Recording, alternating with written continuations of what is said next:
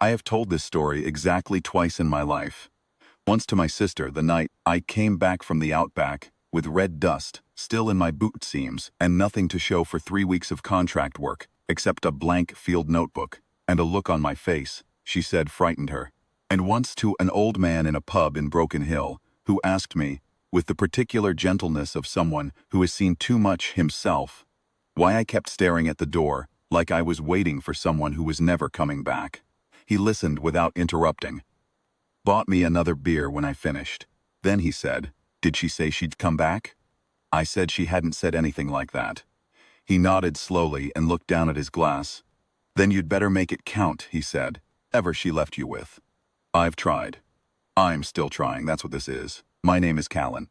In the year this happened, I was 34 years old, a contract lands surveyor, working for a resource company, whose name I won't bother with because they don't exist anymore in that form. Bought out, rebranded, gutted, the way things go. My job that season was to run preliminary soil and elevation assessments on a parcel of semi-arid grazing land, roughly 100 north-northeast of Broken Hill. Across a stretch of country so flat and so old, it felt like the planet was showing you its bones. No phone signal worth speaking of. Satellite uplink once a day if the weather cooperated. First human being about 60 kilometers in any direction. I had done this kind of work for 11 years. I liked the quiet. I liked eating alone by a small fire and going to bed when it got dark and waking up when it got light. I was not a man who required a great deal of company. My ex-wife had made that observation in slightly less generous terms during our divorce proceedings 2 years earlier, and I had not argued with her because she wasn't wrong. I was on my 12th day out when she arrived. I didn't see her come. That is the first thing people ask, and the answer is always the same. I did not see anything arrive.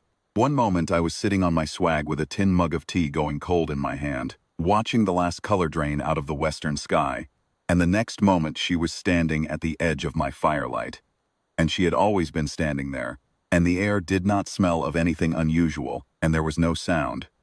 And the red sand at her feet was undisturbed. Not unusually so, perhaps 5'9". She had pale hair, very pale, cut close to her skull. Her eyes in the firelight were the color of a winter sky, just before rain, gray with a green undertone, that I would not have a name for until I looked at photos of glacial meltwater years later and thought, that face was still in a way that faces don't usually achieve. Not frozen, not slack. Still the way a deep lake is still. Something beneath it that doesn't need to move. She was wearing nothing at all. I mention this not for the reason people sometimes smirk about when I get to this part. I mention it because it was one of the first signals, one I didn't yet have the framework to read, that she had arrived here without preparation or intention, and that her concept of what a human body required for social functioning was entirely theoretical. I said, "Are you all right?" She looked at me with those gray-green eyes and said, "That is a strange first question." Her accent was not identifiable. The words were clear, precise, unhurried, as if she had learned English from a very large library, and was now applying it for the first time in real conditions. I said, "There's no one for 60 kilometers. It's cold at night out here. Just wondered if you needed help." "I do not need your help," she said. "I need to wait." "Wait for what?" "For the window that will take me back where I was going. It opens again in 7 days." I looked at her for a long moment. Then I put down my tea, went to my kit bag, and found a spare shirt and a pair of work trousers I kept as backup. I held them out toward her. She looked at them the way you might look at something a child had made. Patient, not contemptuous, but clearly assessing something you have no personal requirement for. "Gets to 4 degrees overnight," I said. She took the clothes, them on, without awkwardness, with the same efficient certainty she seemed to bring to everything. The trousers were too short. The shirt hung on her shoulders. She sat down on the far side of the fire, cross-legged, spine straight, and looked at me as if she were reading a document. "You are a surveyor," she said. "Yes, you measure land, I assess it, elevation, soil composition, hydrology. A company that wants to know if it's worth digging up." She was quiet for a moment. The fire popped. Out beyond the light, the desert was absolutely dark and absolutely silent, and the stars above us were so thick they looked structural, like something you could lean against. That is consistent, she said finally. Consistent with what? With what we know about your species. She looked at the fire. You measure things so you can consume them. You have been doing it for a very long time. I should have been more unsettled than I was. But there was something about her manner, that absolute stillness, the absence of malice in her voice. The way she stated things, the way you'd state the boiling point of water, that made alarm feel like the wrong response. She wasn't threatening me. She was describing me, the way a naturalist might describe a beetle. I said, "Where did you come from?" She told me the name. I'll render it here as Epsilon, which is close to what she said, close enough. It was a long way away. She mentioned the distance in units I had no reference for, and then, watching my face, converted it into something approximate. Far enough that the light her homeworld put out tonight would not reach my eyes for more than 100,000 years. I thought about that for a while. And you ended up here by accident, I said. A navigational error during a temporal crossing. I was in transit. The coordinates were misaligned. This planet was in the path of my arrival window. She looked at the fire again. It is an embarrassing mistake. On Epsilon, this planet is very well documented. It should have been easy to avoid. Why would you want to avoid it? She looked at me with a very slight shift in her expression. Not unkind, not pitying exactly. Something between those two things. Because, she said carefully, there is very little reason to stop here. That was the first time she said it. She said it many more times, over the 7 days that followed, in many different ways, with different words and different evidence. And the essential meaning of it never changed. I did not sleep well that night. Not because I was frightened, but because I kept looking at the sky and thinking about the distance she had named. And what's made something out there had a file on us, and what was in that file. In the morning she was still there, sitting exactly as I had left her, cross-legged and straight-backed, watching the sun come up over the eastern flats. She had not slept. She said she did not sleep the way I did. Her equivalent was a process that took 11 minutes and happened automatically when her neural load exceeded a certain threshold. She had done it twice during the night. I had not noticed. I made tea. She watched me do it. When I offered her some, she took it and held it in both hands and looked at it as if she were reading it. Drank about half of it without comment. What happens after 7 days, I said. The next transit window opens. A recovery signal will have been sent. They will know where I am. And in the meantime, you just wait here? I will use the time usefully, she said. Doing what? Observing. She looked out at the flat red country, the pale scrub, the haze of morning heat already building at the horizon, and forming my own assessment rather than relying entirely on the archive data. Assessment of what? She looked at me. Of whether the archive data is accurate. Which says she was quiet for a moment. Then she said, that your species is in the final stage of its habitation of this planet, that the collapse is already underway, that the outcome is no longer subject to meaningful revision. She said it the way you'd tell someone the weather forecast. To wound, just to inform. That is the archived consensus. I want to see it for myself. I put down my mug. I looked at the desert. It was beautiful in the morning light. The red gold of the sand, the silver gray of the mulga scrub, the impossibly deep blue of the sky above it. All right, I said. Let's look. I did not have a plan. I was a surveyor. I looked at country for a living. I said it the way you'd say.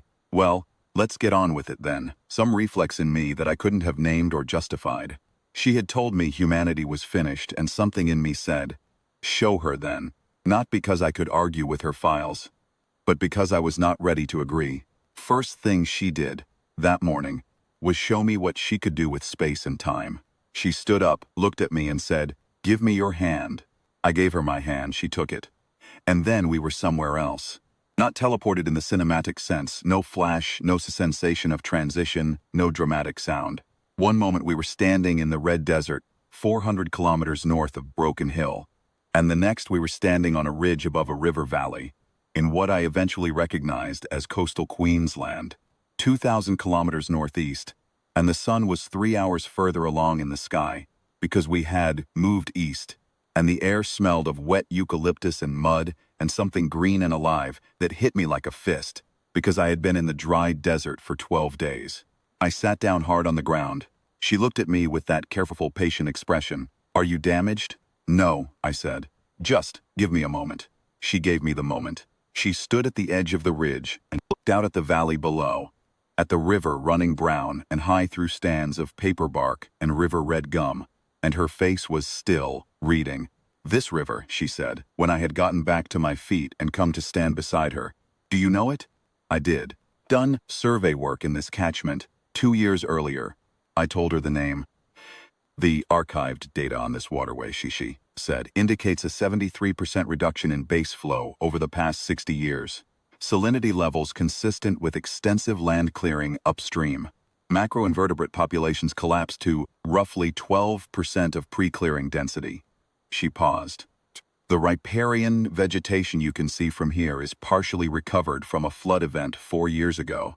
Without repeated flood events of that magnitude, the modeling suggests complete dieback within. I know, I said. She looked at me. I know about the river, I said. I did work up in the catchment. I know what the upstream clearing has done to it. I looked down at the brown water moving through the paper barks. It was still beautiful, even damaged. Maybe especially damaged. The way something fights to stay alive is always worth looking at. I'm not arguing with your data. Then what are you doing? I thought about it. I'm not sure yet, I said honestly. She moved us 6 more times that day. She was thorough. I'll give her that. She had clearly studied the archive file carefully and selected locations that represented the full range of what had gone wrong. A beach in the southeast where the tide line was mapped with plastic debris that rolled in from the open Pacific.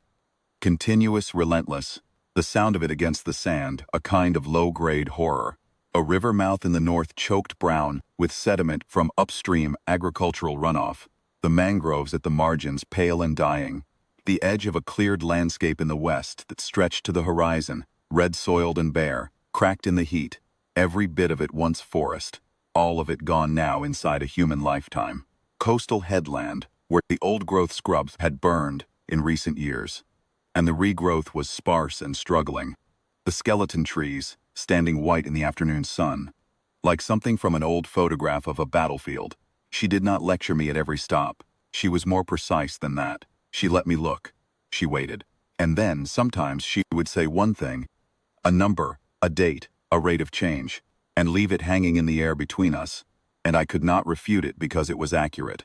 We ended the day back in the desert, at my camp, as if she had simply filed the day's observations and was ready to move to the next stage. Built the fire. I cooked what I had. Tin stew, hard biscuits, the tail end of a bag of dried apricots. She ate a small portion of everything, without comment. Out of what I came to understand was scientific thoroughness, rather than hunger. Why are you showing me all this? I said when we had eaten. I am observing, she said. You are showing me nothing. Planet is showing me. But you chose those locations. Yes. You chose places that proved your point. She looked at me with those still gray-green eyes. I chose places that are in the archive as representative data points. I am not constructing an argument. I am verifying a dataset. And if I took you somewhere that wasn't in the archive, I said. She was quiet for a moment. The archive is comprehensive. Is it? It is compiled from remote sensing, atmospheric sampling, ground truth data collected over many decades. It accounts for what your instruments measured, I said, which is not nothing. It's not the same thing as being here. She looked at me for a long time. The fire moved between us, orange and restless. Show me then, she said, if there is something the archive has missed. I didn't know if there was. That was the honest answer. I was a man who measured damaged country for a living, and I knew better than most what the damage looked like and how deep it went.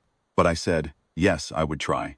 And I meant it, and I went to sleep that night on the hard ground, thinking about where I would take her. Ticked.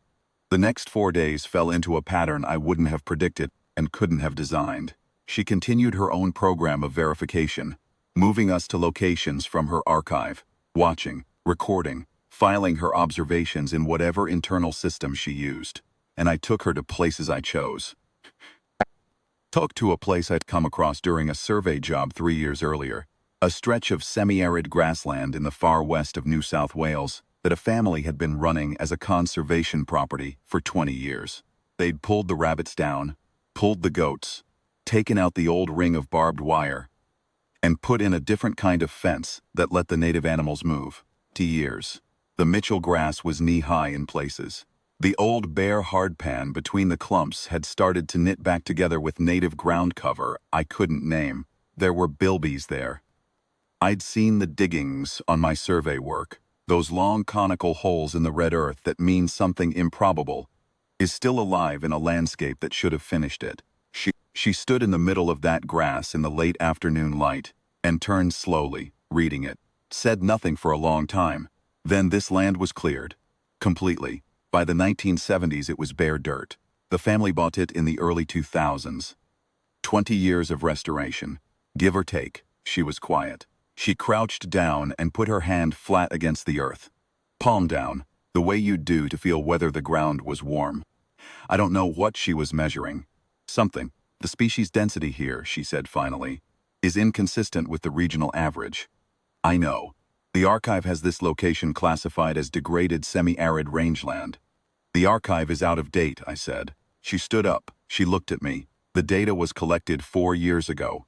4 years is enough, I said. If people are working. She didn't respond to that. But she stayed in that grass for a long time before she was ready to leave. Took her to a creek system in the ranges east of Broken Hill that I had stumbled onto by accident 6 years earlier while running a boundary survey. A creek I had told no one about, because I didn't trust that telling anyone would improve its situation. It ran year-round, which was remarkable in that country, fed by a spring system in the old quartzite ridge above it. Red gums along the banks, old ones, their roots in the water table, bark white and gray and twisted. Pair of wedge-tailed eagles working a thermal above the ridge. The water clear enough to see the bottom. Not perfectly clear, but clear in the way desert water is clear, with its own color, amber-brown from the tannins in the fallen leaves, and in that color the shadows of small fish moving. She stood at the edge of the water and watched the fish for a long time. What are those, she said. Freshwater perch. Native. They've been in this creek system for, I don't know, longer than the country's been surveyed, longer than anyone's written it down. The archive shows no perch population in this drainage. The archive has never been here. She looked at the water. The eagles were gone now, vanished into the blue sky above the ridge. The creek moved quietly over its stones, making the small sound that running water makes in dry country, which is a different sound from running water anywhere else. Sharper, somehow more itself, because the silence around it is so absolute. Your species, she said, after a while, destroys and preserves simultaneously. Yes, I said. That is inefficient. Probably. The net result globally is still negative. I know. The trajectory. I know the trajectory, I said. I sat down on a flat rock at the water's edge. I was tired. 7 days of being moved across the continent in the blink of an eye will tire you in a way that's hard to describe. Not physical exhaustion. More a kind of accumulated weight. All the things you've been shown pressing down on you. I know what the numbers say. I've spent 11 years looking at numbers about land. I know what direction they point. She turned and looked at me. Then you agree with the assessment. I didn't say that. You said you know the trajectory. Knowing where something is pointing and knowing where it ends up are two different things, I said. Trajectories change. They change when the underlying conditions change. The underlying conditions are changing, I said. Slowly, badly, not fast enough. All true. Changing. I looked at the creek. One of the perch had moved to a patch of sunlight near the far bank and was holding still in the current, its fins working. 20 years ago, that grassland I showed you was bare dirt. 40 years ago, this creek was probably drier. This area went through an extended dry period in the 1980s. Things move. Not cleanly, not on a schedule, but they move. She sat down beside me, which surprised me. She had not sat beside me before, always across a fire, always with distance between us, the scientist's distance. She sat on the flat rock with her knees up and her arms around them, and looked at the creek. On Epsilon, she said, we have records of 47 civilizations, species that reached a developmental stage comparable to yours on worlds comparable to this one. I waited. 3 of them are gone. The creek moved over its stones. And the other 4? I said. She was quiet for a long moment. They are different, she said, from what they were. The transition was not clean for any of them. It was not on a schedule, she paused. Two of them are members of the same council that my people belong to. They are among the oldest surviving civilizations we know of. What did they do differently? I said. That is still studied, she said carefully. The answer is not simple. The archive says, they retained the capacity for grief. I looked at her. They did not stop understanding what they were losing, she said. Some civilizations reach a point of damage and achieve a kind of numbing. They continue the destruction without registering it as loss. The ones that survived, she stopped. The ones that survived kept feeling it. It made the transition harder. But they felt it. I didn't say anything. I watched the fish in the creek and thought about that, about grief as a survival mechanism, about 43 gone, and 4 remaining, and the long, cold archive of species that had failed to survive their own intelligence. The archived assessment of this planet, she said, was filed 11 years ago, updated 4 years ago with remote sensing data. She paused. It does not include this creek. No, I said. It does not include the grassland. No.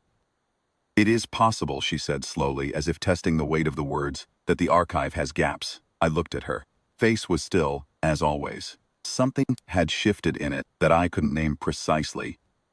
Something that in a human face you would call uncertainty, the look of someone revising a conclusion they had arrived at with confidence. Most archives do, I said. She looked at the creek for a long time after that. Neither of us spoke. The afternoon light moved across the water and the red gums on the bank caught it and turned gold. And the small sound of the current filled the silence between us. And it was enough. The 6th day was the hardest one. She chose the locations that day, and they were not gentle. The archive's worst data points, I think. The ones where the gap between what had been and what was had opened widest. We went to a reef system in the Coral Sea where the bleaching had been catastrophic. The coral pale and dead across kilometers of what had once been color and movement and complexity. The fish still there but wrong, drifting through a ghost landscape. We went to a wetland system in the north that had been drained for agriculture. The black soil cracked in the heat. A few stubborn grass shoots pushing up through the cracks that seemed less like resilience and more like a refusal to accept the obvious. We went to a city. She chose it, not me, a major coastal city. And she took me to the edge of a highway interchange at midday. And we stood there in the noise and the heat shimmer and the smell of exhaust and bitumen, and she said nothing. She just let it be what it was.